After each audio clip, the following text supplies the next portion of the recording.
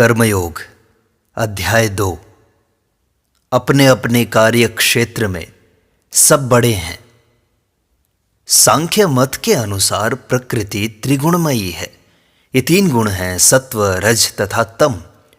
बाह्य जगत में इन 3 गुणों का प्रकाश साम्यावस्था, क्रियाशीलता तथा जड़ता के रूप में दिखाई देता है। तम की व्याख्या अंधकार अथवा कर्मशून्यता के रूप में होती है। रज की कर्मशीलता अर्थात आकर्षण एवं विकर्षण के रूप में, और सत्व इन दोनों की साम्यावस्था तथा संयम रूप होता है। प्रत्येक व्यक्ति इन 3 गुणों से निर्मित है। कभी कभी जब तमोगुण प्रबल होता है तो हम सुस्त हो जाते हैं, तब मानो हिलडुल तक नहीं सकते और निष्कर्म होकर कुछ विशिष्ट भावनाओं के दास हो जाते हैं। फिर कभी कभी कर्मशीलता का प्राबल्य होता है और कभी कभी इन दोनों के संयम रूप सत्व की प्रबलता होती है, जिससे मन शांत भाव धारण करता है। फिर भिन्न भिन्न मनुष्यों में इन गुणों में से कोई एक सबसे प्रबल होता है। एक मनुष्य में कर्मशून्यता, सुस्ती और आलस्य के गुण प्रबल रहते हैं। दूसरे में कर्मशीलता, उत्साह एवं शक्ति के, और तीसरे में हम शांति, मृदुता एवं माधुर्य का भाव देखते हैं, जो पूर्वोक्त दोनों गुणों अर्थात कर्मशीलता एवं कर्मशून्यता का सामंजस्य स्वरूप होता है। इस प्रकार संपूर्ण सृष्टि में पशुओं, वृक्षों और मनुष्यों में हमें इन विभिन्न गुणों का न्यूनाधिक मात्रा में वैशिष्ट्यपूर्ण प्रकाश दिखाई देता है। कर्मयोग का संबंध मुख्यतः इन 3 गुणों से है। कर्मयोग हमें यह बतलाकर कि उनका स्वरूप क्या है तथा उनका किस प्रकार उपयोग होना चाहिए, हमें अपना कार्य अच्छी तरह से करने की शिक्षा देता है। मानव समाज एक श्रेणीबद्ध संस्था है। इसके अंतर्गत सभी मनुष्य एक एक श्रेणी में विभक्त और भिन्न भिन्न सोपान में अवस्थित हैं। हम सभी जानते हैं कि सदाचार और कर्तव्य किसे कहते हैं, परंतु फिर भी हम देखते हैं कि भिन्न भिन्न देशों में सदाचार के संबंध में अलग अलग धारणाएं हैं। एक देश में जो बात सदाचार युक्त मानी जाती है, संभव है दूसरे देश में वही नितांत दुराचार समझी जाए। उदाहरणार्थ, एक देश में चचेरे भाई बहन आपस में विवाह कर सकते हैं, परंतु दूसरे देश में यही बात बहुत बुरी मानी जाती है। किसी देश में लोग अपनी साली से विवाह कर सकते हैं, परंतु यही बात दूसरे देश में बड़ी खराब समझी जाती है। फिर कहीं कहीं लोग एक ही बार विवाह कर सकते हैं और कहीं कहीं कई बार, इत्यादि इत्यादि। इसी प्रकार सदाचार की अन्यान्य बातों के संबंध में भी विभिन्न देशों में बहुत भिन्न भिन्न धारणाएं रहती हैं। फिर भी हमारी यह धारणा है कि सदाचार का एक सार्वभौमिक आदर्श अवश्य है। यही बात कर्तव्य के बारे में भी है। भिन्न भिन्न जातियों में कर्तव्य के बारे में अलग अलग धारणा होती है। किसी देश में यदि एक मनुष्य कुछ विशिष्ट कार्य नहीं करता तो लोग उस पर दोषारोपण करते हैं, परंतु अन्य किसी देश में यदि वह मनुष्य वही कार्य करता है तो वहाँ के लोग कहते हैं कि उसने ठीक नहीं किया। फिर भी हम जानते हैं कि कर्तव्य का एक सार्वभौमिक आदर्श अवश्य है। इसी प्रकार एक समाज सोचता है कि कुछ विशिष्ट बातें ही कर्तव्य स्वरूप हैं, परंतु दूसरे समाज का विचार बिल्कुल विपरीत होता है और वह उन कार्यों को करना एक पातक समझेगा। अब हमारे सम्मुख 2 मार्ग खुले हैं। एक अज्ञानी का, जो सोचता है कि सत्य का मार्ग केवल एक ही है तथा अन्य सब भ्रमात्मक हैं, और दूसरा ज्ञानी का, जो यह मानता है कि हमारी मानसिक दशा तथा परिस्थिति के अनुसार कर्तव्य तथा सदाचार भिन्न भिन्न हो सकते हैं। अतएव जानने योग्य प्रधान बात यह है कि कर्तव्य तथा सदाचार के विभिन्न स्तर होते हैं और एक अवस्था के, एक परिस्थिति के कर्तव्य दूसरी परिस्थिति के कर्तव्य नहीं हो सकते। उदाहरणार्थ, सब महापुरुषों का उपदेश है कि अशुभ के प्रतिकार की चेष्टा नहीं करनी चाहिए। अशुभ का अप्रतिकार ही सर्वोच्च नैतिक आदर्श है। हम जानते हैं कि यदि हम लोग इस कहावत को पूर्णतः चरितार्थ करने में लगे तो समाज के सारे बंधन ही छिन्न भिन्न हो जाएंगे। चोर और लुटेरे हमारी जान माल पर हाथ मारने और मनमानी करने लगेंगे। यदि इस प्रकार का अप्रतिकार धर्म एक दिन भी आचरण में लाया जाए तो बड़ी गड़बड़ी मानी जाएगी, परंतु फिर भी अपने हृदय के अंतस्तल में हम अप्रतिकार रूप उपदेश की सत्यता भीतर ही भीतर अनुभव करते रहते हैं। हमें यह सर्वोच्च आदर्श प्रतीत होता है, परंतु यदि केवल इस मत का ही प्रचार किया जाए तब तो अधिकांश मनुष्यों को ही अन्यायकर्मी कहकर तिरस्कृत कर देना होगा। इतना ही नहीं बल्कि इसके द्वारा मनुष्यों को सदा यही अनुभव होने लगेगा कि वे अन्याय ही कर रहे हैं। उनके हृदय में प्रत्येक कार्य के बारे में संकल्प विकल्प सा होने लगेगा। उनका मन दुर्बल हो जाएगा तथा अन्य किसी व्यसन की अपेक्षा आत्मधिक्कार उनमें अधिक दुर्गुणों का संचार कर देगा।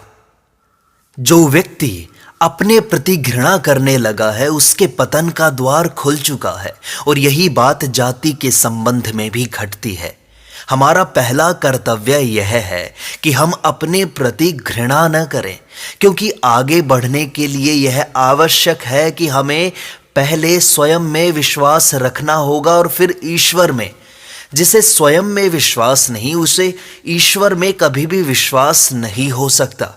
अतएव हमारे लिए जो एकमात्र रास्ता रह जाता है वह यह है कि हम समझ लें कि कर्तव्य तथा सदाचार की धारणा विभिन्न परिस्थितियों के अनुसार बदलती रहती है। यह बात नहीं कि जो मनुष्य अशुभ का प्रतिकार कर रहा है वह कोई ऐसा काम है जो सदा और स्वभावतः अन्यायपूर्ण है, वरन भिन्न भिन्न परिस्थितियों के अनुसार अशुभ का प्रतिकार करना उसका कर्तव्य ही हो सकता है। संभव है श्रीमद् भगवद गीता का 2वां अध्याय पढ़कर पाश्चात्य देश वालों में से बहुतों को आश्चर्य हुआ हो, क्योंकि उस अध्याय में भगवान श्री कृष्ण ने अर्जुन को कपटी तथा डरपोक कहा है, और वह इसलिए कि अर्जुन ने अपने संबंधियों तथा मित्रों से यह कहकर लड़ने अथवा संघर्ष करने से इनकार कर दिया था कि अहिंसा परम धर्म है। हमारे लिए समझने की यह एक बड़ी बात है कि प्रत्येक कार्य की दोनों चरम विपरीत अवस्थाएं एक सदृश दिखाई देती हैं। चरम अस्ति और चरम नास्ति दोनों सदैव एक समान दिखाई देते हैं। उदाहरणार्थ, आलोक का स्पंदन यदि अत्यंत मृदु होता है तो हम उसे नहीं देख सकते, और इसी प्रकार जब वह अत्यंत द्रुत होता है, तेज होता है, तब भी हम उसे देखने में असमर्थ होते हैं। शब्द के संबंध में भी ठीक ऐसा ही है।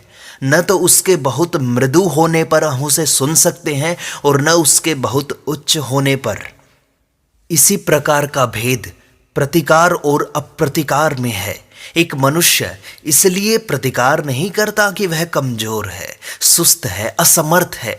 दूसरी ओर एक दूसरा मनुष्य है जो यह जानता है कि यदि वह चाहे तो जबरदस्त प्रतिकार कर सकता है, परंतु फिर भी वह केवल अप्रतिकार ही नहीं करता वरन अपने शत्रुओं के प्रति शुभ कामनाएं भी प्रकट करता है। अतः वह मनुष्य जो दुर्बलता के कारण प्रतिकार नहीं करता पापग्रस्त होता है। इसलिए अप्रतिकार से कोई लाभ नहीं उठा सकता, परंतु दूसरा मनुष्य यदि प्रतिकार करे तो वह भी पाप का भागी होता है। बुद्ध ने जो अपने राज वैभव तथा सिंहासन छोड़ दिया उसे हम सच्चा त्याग कह सकते हैं, परंतु एक भिखारी के संबंध में त्याग का कोई प्रश्न ही नहीं उठता, क्योंकि उसके पास तो त्याग करने को कुछ है ही नहीं। अतएव जब हम अप्रतिकार तथा आदर्श प्रेम की बात करते हैं तब यह विशेष रूप से नजर रखना आवश्यक है कि हम किस विषय की ओर लक्ष्य कर रहे हैं। हमें पहले यह ध्यान पूर्वक सोच लेना चाहिए कि हम में प्रतिकार की शक्ति है भी या नहीं। तब फिर शक्तिशाली होते हुए भी यदि हम प्रतिकार न करें तो वास्तव में हम एक महान कार्य करते हैं। परंतु यदि हम प्रतिकार कर ही न सकते हों और फिर भी भ्रमवश यही सोचते रहें कि हम उच्च प्रेम की प्रेरणा से ही कार्य कर रहे हैं, तो यह पहले से ठीक विपरीत होगा। अपने विपक्ष में शक्तिशाली सेना को खड़ी देखकर अर्जुन बुज़दिल हो गया। उसके प्रेम ने उसे अपने देश तथा राजा के प्रति कर्तव्य को भुला दिया। इसलिए तो भगवान श्री कृष्ण ने उससे कहा कि तू ढोंगी है, एक ज्ञानी के सदृश तू बातें तो करता है परंतु तेरे कर्म बुज़दिल जैसे हैं। इसलिए तू उठ, खड़ा हो और युद्ध कर। यह है कर्मयोग का असली भाग। कर्मयोगी वही है जो समझता है कि सर्वोच्च आदर्श अप्रतिकार है, जो जानता है कि यह अप्रतिकार ही मनुष्य की आंतरिक शक्ति का उच्चतम विकास है, और जो यह भी जानता है कि जिसे हम अन्याय का प्रतिकार कहते हैं वह इस अप्रतिकार रूप उच्चतम शक्ति की प्राप्ति में एक सीढ़ी मात्र है। इस सर्वोच्च आदर्श को प्राप्त करने के लिए पहले अन्याय का प्रतिकार करना मनुष्य का कर्तव्य है।